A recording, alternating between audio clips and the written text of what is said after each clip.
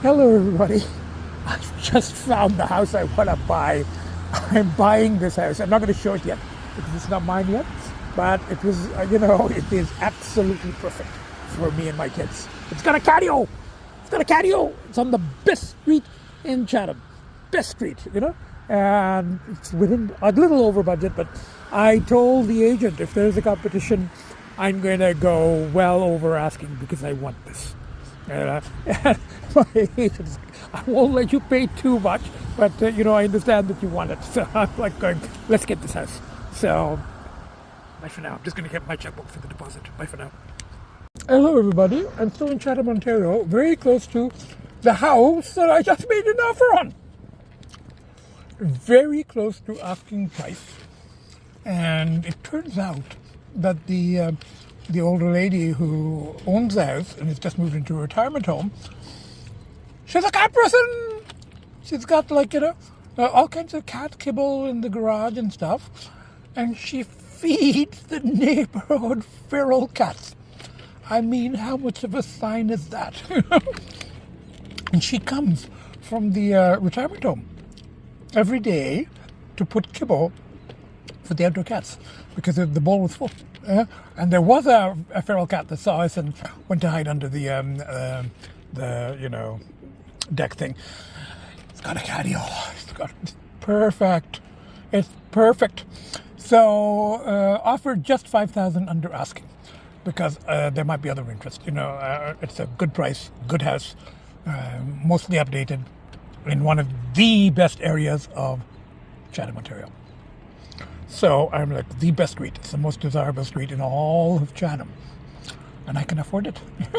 So, holy shit. It's got a garage, parking, catio, just the right size, updated bathrooms. I mean, I told my agent, but not, I've got the best agent in the world. But the agent is like, she's going to tell the other agent to pass on to the owner that I'm a cat person and that I'm buying the house mainly for my cat kids and for myself, but for the cat kids because, they don't get to see birds from the condo. And we'll leave out the part about, getting away from a bad addiction from Toronto, we'll leave that part out. But the whole cat thing, and I've said to tell the owner specifically that I am going to continue to put out dry food for the feral cats and whatever brand that she's using. I think it's Friskies or whatever brand she's using, I'm going to keep filling it and water, that's going to be one of our things, So she says, my agent, that's what might get you the house, even if there are other offers. Paws crossed, as my friends say. So, to celebrate, and my agent likes butter chicken and stuff, and she said, there's a shawarma place here where they have butter chicken. And I came. I don't eat butter chicken anymore because of Brad from Russell's Farm. So I'm having wasn't all that hungry, but a falafel sandwich to celebrate.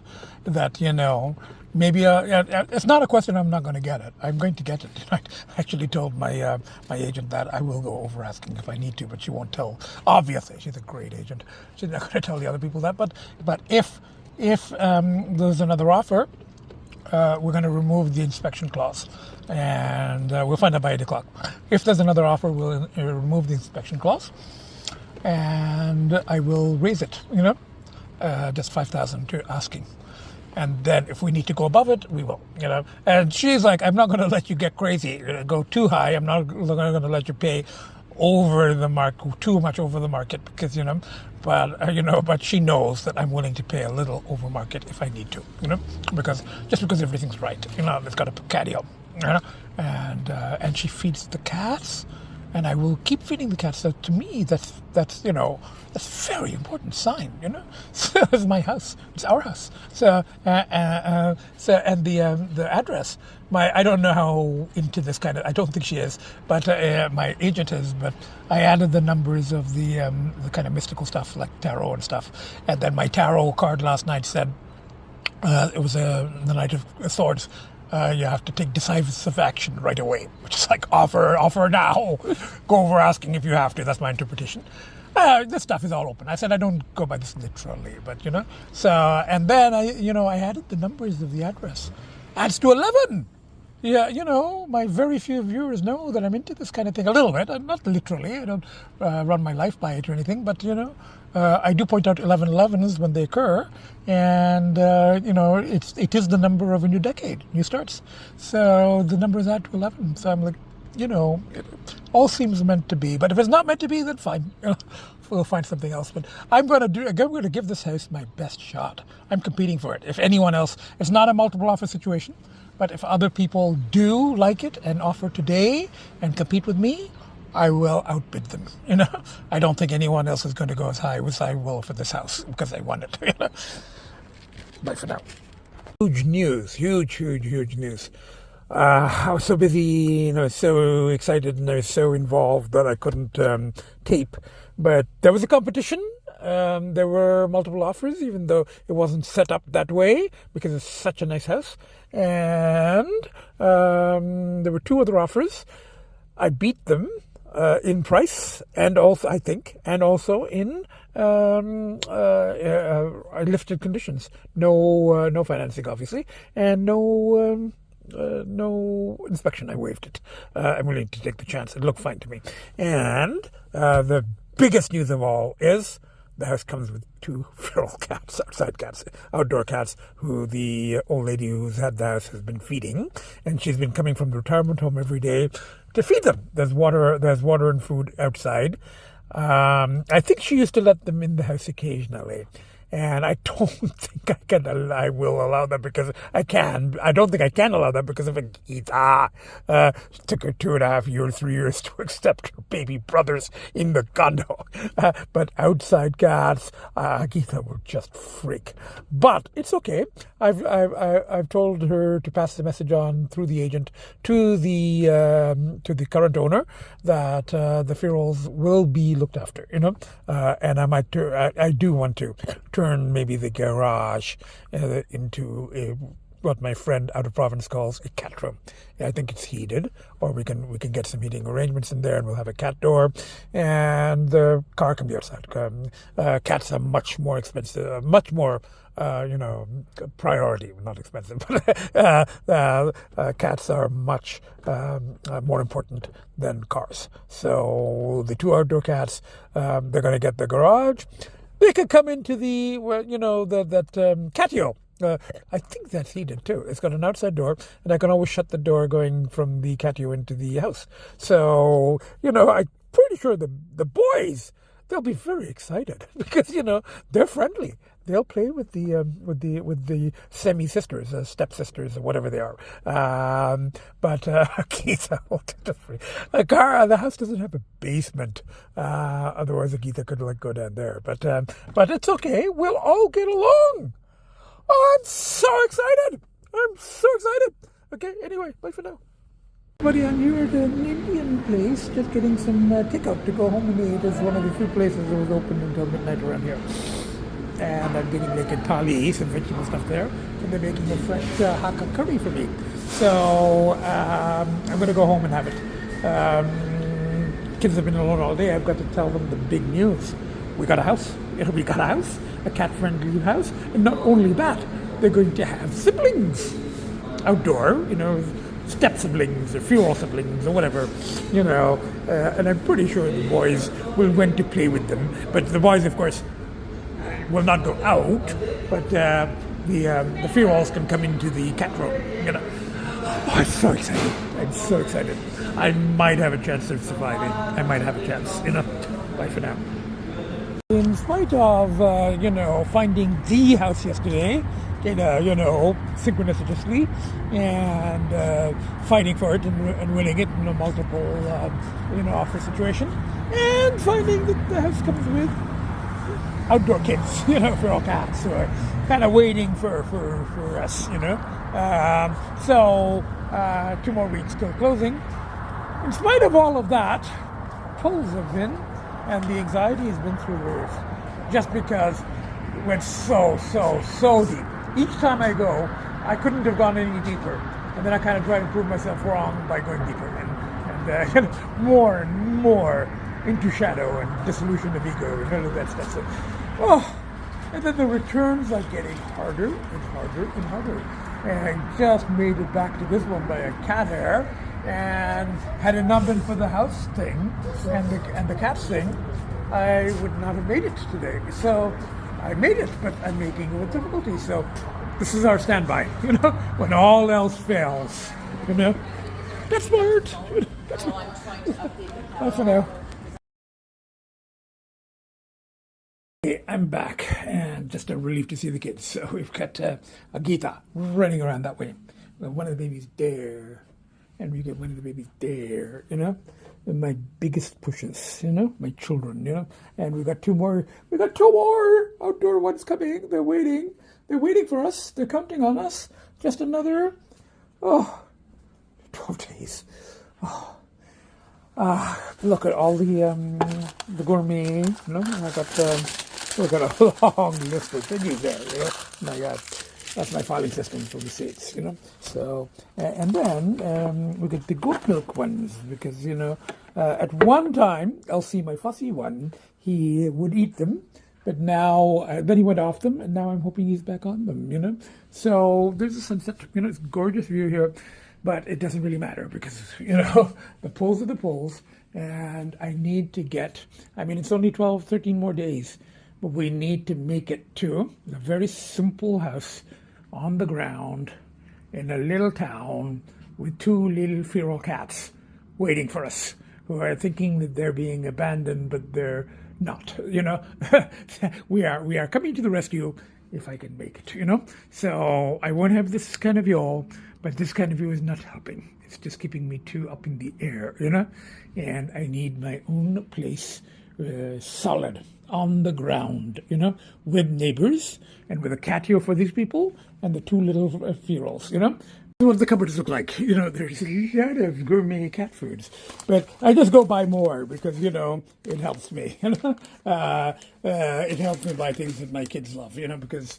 the kids are they're my biggest pushes, and I'm just waiting to spoil the feral ones, and get them some toys and stuff like that. So this for me, it's not going to work for everybody, but for me, going shopping for gourmet cat foods, taking them out of the bag and putting them there reminds me of what I'm fighting for and why I'm fighting and where I'm going to put everything. Shit. It's all going to fall. 1 second. Okay, got everything back into place. So, kids, Daddy's battling. Daddy's going to make it. And I'm here at a sushi, a Korean restaurant. They have some sushi as well. It's 4:44.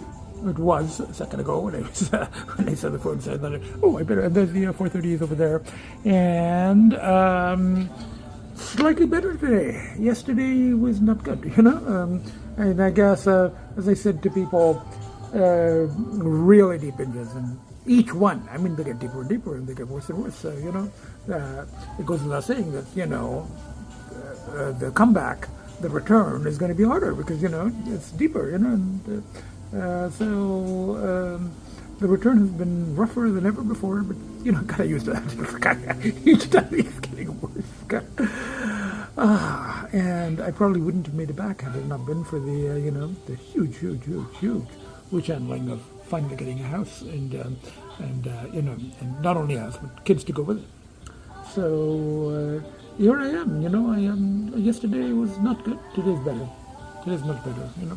So I'm like, there were bits of pulse. It was like, I spent time with the kids, and then I kept myself busy doing practical stuff, like exchanging texts with the realtor, and arranging appointments, and arranging insurance for the house, and arranging the moving. All those little things that needed to be done, all the practical things, that helped. I did all of that. And then I had to go to the bank, and then my advisor was on vacation, but I made an appointment when she comes back to arrange for the house and stuff. So that's what's happening. And then after all of that, I still haven't eaten. It's like, it happens pretty much every time, like 5 o'clock or whatever. So I thought this place had bento box. The salmon on rice bowl, Korean, slightly different spices. He made it spicy, not spicy enough, so you got that. And they put a fried egg on top. It's good though. Bye for now. Everybody, this is actually now a part of pretty much every return routine, and I go deeper and deeper, harder and harder to come back. And this time, I only sort of really made it back because of the housing came the very next day, the right house, which is actually coming with cats as well, which is kind of unbelievable. My family is expanding, though they're going to be outdoor, but we'll deal with that. So all of that, and then it was still very hard, in spite of all of that. And I had to do all that while I was, still not quite back in the ordinary world, dealing with like a major thing like that. But I did it, thanks to my realtor and my lawyer cousin friend and my lawyer cousin and my friends with their usual support. I'm almost back, So this is a ritual, a routine. I was even considering washing the car, even though it's not super dirty, but you don't really have the energy for it because this one's so deep that car washing doesn't really do much for me now, but I might anyway. We'll see. And then I want to go back, and I've got to get back to journal entries. Haven't made a journal entry in a week. For me, that's like, almost unheard of. But it was just so deep. I went so deep, so far, and so hard to come back. But now that I'm coming back, thanks to... Oh, and I did something really daring. I usually get my chocolate dipped vanilla cone, but I was standing in line, and the person ahead of me got this strawberry-looking thingy. And I'm like, with peanuts on it. And I go, that looks good. What's that? And she goes, it was short strawberry sundae. So I got one, and then the cashier goes, you also want the peanuts? And I'm like, yeah, give me the peanuts. And they're like 90 cents extra. And I said, well, at this point, 90 cents isn't going to make a big difference. So I said, give me the peanuts. It's good. There are actually pieces of strawberry in it. But I think next time I'll have the hot fudge one. Or just go back to my usual vanilla dip chocolate cone. Bye for now. The other way around. Bye for now. From here, I'm so close to the PetSmart. I can see the lights down there that I can't not go, even though I went yesterday. So PetSmart, and then back to the kids. Bye for now. Everybody, it's I think Saturday. It's 11:11, and Agita's there, and one of the babies is there. And then the other baby's there. Now, I haven't been taping a lot just because it's been a very, very, intense return with having gone, there's a street festival there. I have to go down to it. I forgot. I didn't actually know about it. I will go down to it. So it was a very, very, very deep excursion. And then afterwards, what brought me back, from the deepest ever was finding the right house, finally, in the small town, and battling for it, and finding out it comes with extended family, 2 more kids, cat kids, so, feral, but, so I've been working on that with my friends, my cat rescue friends, how to look after ferals, and, I'm as excited, you know me, cats are as important to me as houses, and the main point of that house was to have a place for my kids where they can look out the window too and see stuff. It's just way too high up here. So, and the small town and the total change of venue. So it may work, it may not work in terms of the addiction, but I'm making the biggest move I can make, literally. So it was very close call, the last one, very, very close call, and but I'm back, and then the housing happened, and so I'm just, I have been dealing with practical stuff, arranging insurance for the house and arranging movers and stuff like that, and I was going out, to eat, because that was like my usual bringing me back to ordinary world rituals, and it sort of worked. It was very tough, but it worked. And then yesterday I just stayed home entire day with the kids and started catching up on journal entries and writing, because for like 4 or 5 days I wasn't able to. I was so far into it that I have a lot of texts and emails with friends, and with realtor and other people that describe the process, and it's writing, but and it's quite detailed too. Not the details about the actual binge, because that's private. So what I've been writing is the details about the actual binge. Just for myself at this point, but just to record it, just so that it's there, this very, part of this journey. And now the next step, sort of, getting out of Dodge, as my friend said, And then I've been exchanging friends. I was, yesterday with my friends, texts and emails, just because I'm like, there's so much going on internally that I'm sort of trying to get it out. So my friends are used to me; they tolerate it, So now, and now I think I'm going to, and I'm very excited also about, the fact that most of my contact with my friends is email, text anyway. So the fact that I'm going to be 3 hours out of Toronto isn't going to make a big difference. Though once in a while I do see my friends for lunch or dinner, but I'm like going, I will come from there with these kids. Not I can't bring the feral kids, but I'll bring these kids just for 2 days, 3 days, because I can't leave the feral kids too long without with food. I'm going to be their primary caretaker. So all of that I've just been thinking about, and doing some writing. So finally, back to writing, and so it's all good. It's all okay. No, I wouldn't say it's all good. It's all okay. And I've been thinking, like, look at this. This is a magnificent view, but it's not working for me. It's not helping me now. It's just keeping me not connected, and then I'm up here isolated, and there's all this energy around me, and I'm looking down, and I'm not connected with anyone or anything. So except my kids, obviously, except for my kids, and email, text, contact with my friends.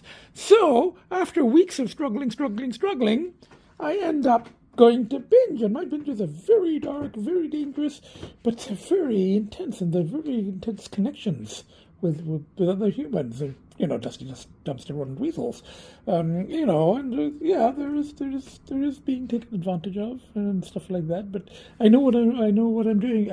To a certain degree, end up in an altered state. But I'm really hoping that just being on the ground in a house in a small town with actual neighbors. I mean, whether I become friends with them or not, it doesn't matter. But they're there. These neighbors they're abstract. This is just too, and this is spectacular. But there I'll be able to look out, and the kids will be able to look out and see birds and squirrels. And I can see humans and wave at them, and maybe if I'm sitting on the front porch, and so, sort of idyllic, I don't know. I might be romanticizing this, but anything is better than this, for me, for where I am now, for the state I'm in, for the psychological state, for the battling the addiction. Anything is better than this, because this is just it's too much. It's just too much, and it's too, I appreciate it. It's incredible. Most people would love to have this, but it's not working for me right now. It's just, it's the opposite of what it should be, a small bungalow on a nice street in a town, where there are feral cats outside I can feed, and neighbors I can occasionally say hello to, like here it's like, hello neighbor. I mean, how is this connected, and I think for most people, yes, this lifestyle, if you have a partner, you have, a family, you have people in with you, and you go to work or you go out and you have contact with people, yeah, you get your connection, some human connection at least. For me, it's just too isolating. So let's try it. I mean, I do appreciate that I was able to sell my previous house after many, many years and all the problems I had with it. And I have the funds, so rather than use the funds self-destructively, this is a positive use of them, to actually have, to make this big move, So wish me luck, and in the meanwhile, it's just day by day. So I'm going to work on a journal entry. I got some dreams to write out, kind of bizarre dreams, So the dreams are coming back, and I guess that's a good sign. And then I'll walk out to momos. They're like dumplings. The guy was kind of rude, and they're kind of expensive. $11. Cheese and spinach. They're okay. Very much overpriced. Bye for now. I'm going to go pick up my empanada on a stick. I think that's what it is. Bye for now. Guava and cheese on a stick is interesting. It's kind of sweet and savory at the same time. It's not bad. And I put some hot sauces and stuff. Now I'm going to get some corn, ice cream, and then back to the kids. Bye for now. The corn as well. They put some of the salt and the spices on it, but not enough. I kept saying, "Could put more, more." It's not the one where you can rub it in. If it's on the table, and you can rub. Dessert, ice cream, chocolate dip cone from the truck over there. And now back to the kids. Bye for now. Hello everybody, it's now the next day and we've got Agitha very nicely settled in the Jackson Galaxy bucket bed thingy, and we've got one of the babies is there and we've got the other baby is there, just came and settled here. So there's actually a lot to report, but at this point the energy isn't really for a lot of details in the podcast, but I will provide the most basics about this particular return. So last night I had a good night. Babies came and cuddled very nicely with me on the bed. Agitha was here in this room. In the morning, Agitha came and cuddled. Everything was fine. I got a notice, I got an email from someone who lives in a nearby building who I met a couple of months ago, who had mentioned a piano recital. That she arranges these things for, I think she's part of seniors groups and stuff like that. So she had arranged a recital, and but didn't inform me until yesterday, last night, that and it was at a winery somewhere about an hour from Toronto, and I considered it just for a change, but I didn't really, I've got all this other, so I just told her I've got other stuff going on. I bought a house, I'm in the process of moving, and maybe another time, even though I'm planning on spending more time out there. So, but I've never, classical music isn't my main thing, and I've never really fit in with any groups of my own age. So this is kind of a seniors group, probably, but I go just substance is kind of a different kind of thing for the nutty professor. Though really, I should start maybe in Chatham. I'll kind of, we'll see. I don't. But anyway, so that was a thing, and now. And I ended up, there's a funny story here.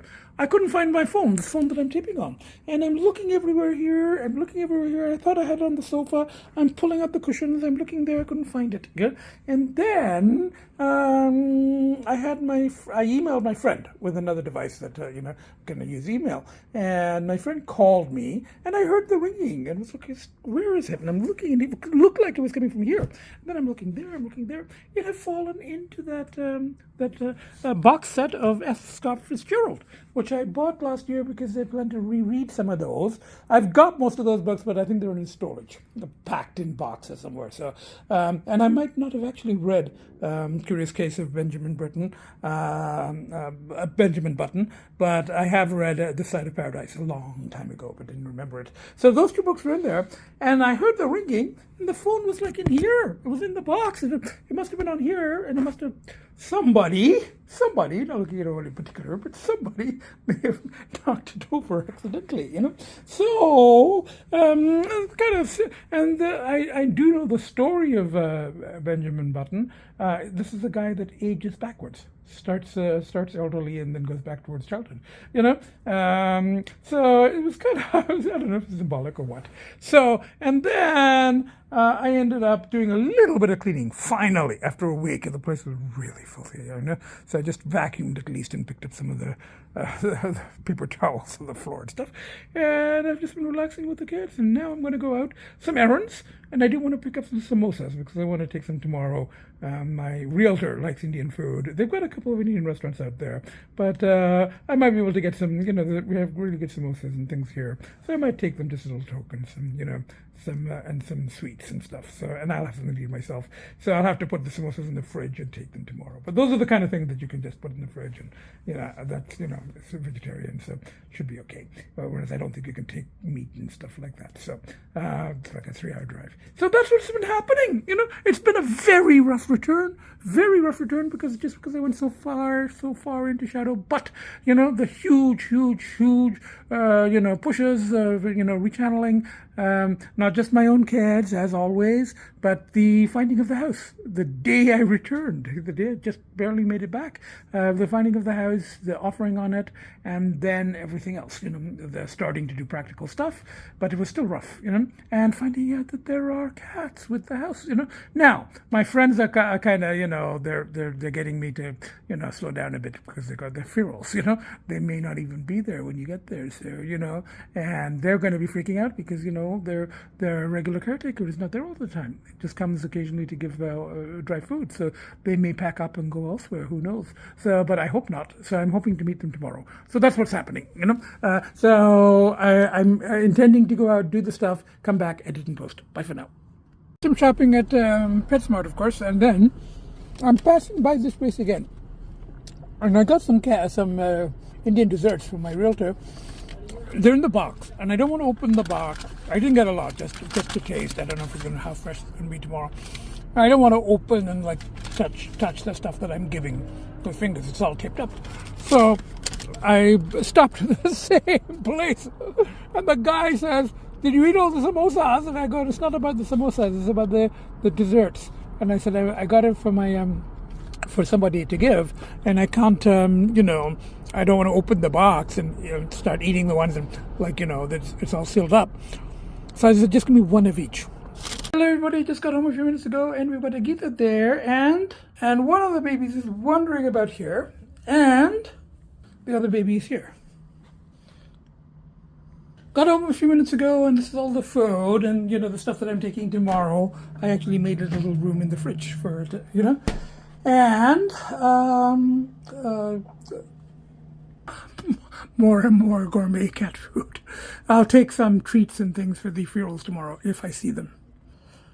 Okay, I don't know how much more I have to add here because I haven't taped a lot since the last podcast about a week ago. And it was a week ago I had just got back from the deepest dive yet. And they each time they get deeper, and I come back, just by a thread. And the thread is getting, thinner and thinner. It's barely there now. But I made it back. And then the very next day, and I think some of that footage is covered in here, not in a lot of detail, but the whole, sort of, quote, the universe, unquote, offered a sort of a way out. No guarantees, but I went for it in terms of, getting out of town. When I had the option, when the other house had sold after so many years of renovation and all the problems that my very few viewers would know about. So since that, and that money was frozen in for the house, so a house came up, and it was just the right house, in the small town with, a patio for cats, and not only that, it comes with cats, feral cats, outside cats that the lady who lived there was feeding them. So and then I had to compete for it. I had to channel my inner Knight of Swords, the card I'd picked right after the return. Right. In spite of all of that, it was very rocky. It's been a rocky return just because there was and I did all of that. I made the offer, and I had to multiple offers and deal with all of that while not quite back yet. I mean, down, but still very, very gripped. So firing on limited brain cells, but got it done.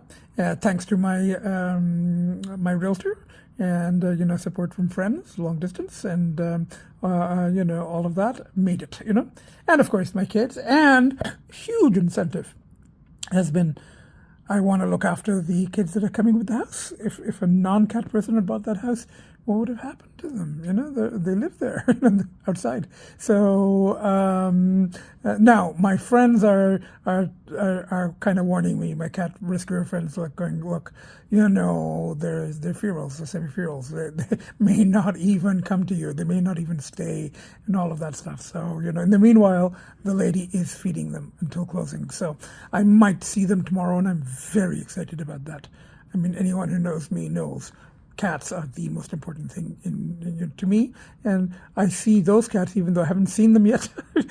They may not even let me touch them or anything, But if they're going to stay at the house, they're going to be part of the family, and they're the hugest pushes. My own kids are the hugest pushes, and then those ones are going to keep me there because I can't, I can't, come back here for a week or 2 weeks with my indoor kids, because then who's going to feed them? So it's going to kind of force me to stay there and stay clear. At least that's the plan. No guarantees. It's day by day. So it's been rough. It's been a rough return in spite of the almost nuclear level pushes, getting the house and outdoor feral cats. And I've been joking with my friend that, I've got 3 domestic cats. These 3, they're completely indoor, non-feral. And now we've got 2 ferals. Outdoors, and they're and then I kind of see myself more as a feral because I go tomcatting or whatever, I go very feral when I'm on my binges. So I think I'm more feral, but then I can come back and look after with the pushes and look after my kids and come back for my kids, and now I have 2 more reasons to stay here, or to try to put everything I have into limiting the binges. And this is actually the biggest move I can make. Literally, I'm making a move out of town, Now, there are substances available in that small town too, but not with the slithering that I require, and it would be very risky getting stuff out there anyway, because everybody knows everybody, and it's not the same as here. So that's all going to be huge deterrents. At least I hope so. I think I'm pretty sure, out there. So let's just see how it goes. Step by step. First, have to get out there. So I'm gonna, go tomorrow. Take some measurements, take my contractor, hopefully see the feral cats, and just go from there. And, if it works, it works, And so I might even, I don't know if I'll do it on this one, but I might even start, rather than each part. And I'm going down on viewers, down to 10.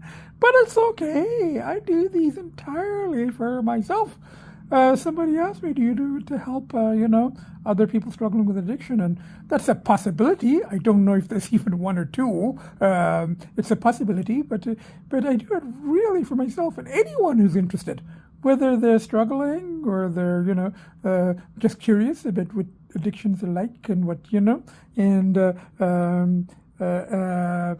what the return is. And my model, the whole ordinary world and underworld and return of the anti-hero, the metaphors, Dusty Dunster rodent weasels and, feral cats and whatever. So that's just my framework. If anybody finds it interesting and, a slightly different angle, but very, very experiential. Not really based on theory. Little bits and pieces here of anima and Jung and, archetypes and, shadow and some Jungian concepts, but really, really just based on my own experiences, trial and error and what brings me back and, and stuff. So anybody, the 10 of you out there dwindling, if you're interested in seeing the next phase, which will be the Nutty Professor of Justs. Well, once I get there, it's going to be 10 more days. So I'm thinking of, rather than counting down, the days clear, counting down the days till we all get out of here and get to the country, and start the sort of, completely different rechanneling, sort of a fish out of water story, so to speak, not a professor in a little town, going sober, So, so that'll be a sort of a new chapter. So let's see how it goes. I'm kind of curious myself. So if anyone else is curious, follow along, all 7 of you.